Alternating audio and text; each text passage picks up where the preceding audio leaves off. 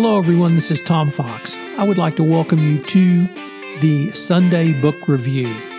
The Sunday Book Review is the series where I discuss books which impact the compliance practitioner, the legal professional, and the business professional. I hope you will enjoy this episode. The Sunday Book Review for November 29, 2020, the Basketball Books Edition. First up is a book by Harvey Araton about his good friend Michelle Musler. Harvey was a young reporter covering the Knicks in the late 1980s and early 1990s, and Michelle was a crusty old sports writer who was able to help ground him, advise him, and had placed sources for him. The book, Our Last Season, is a love story, chaste and pure. It's about a young reporter growing up in the wise counsel of an older woman who in turn becomes more than a source, a friend during halftime, a mentor during hard times, a companion offering thoughtful timeouts during professional, family, and health crises. And then Michelle is diagnosed with cancer, and the story does not end happily. Nevertheless, it is a very charming story.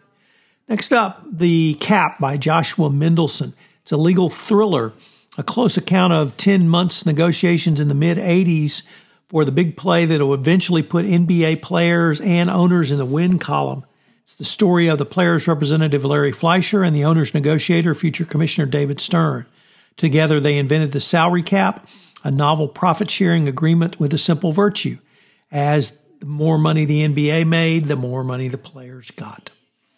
How did we get from hang time to prime time? Well, Peter Croatto explores that in his book about how the late 20th century NBA was about to break free of tradition and start to define itself, and chronicles the dramatic changes in the league and the league's self-definition.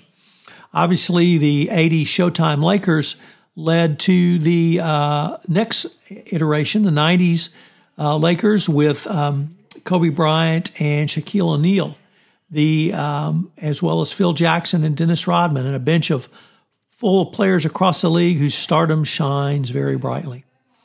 And finally, Three-Ring Circus, which is about the Shaq and Kobe-led Lakers. What makes a team? What makes them successful? And why are they able to win going forward?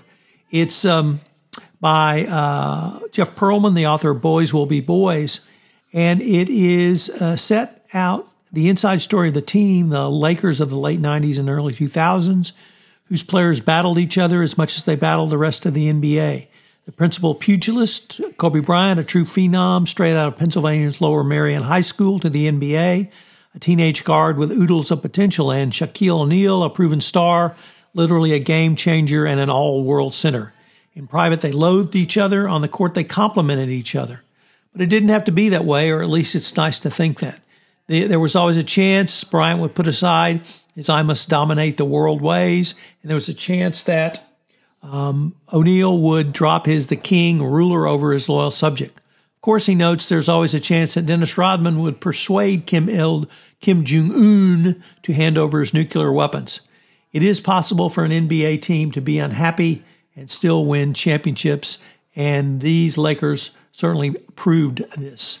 I hope you will check out one or more of these books on basketball. The Harvey Araton book really is probably the one I would select, and being as a lawyer, the second one as well. Hopefully enjoy.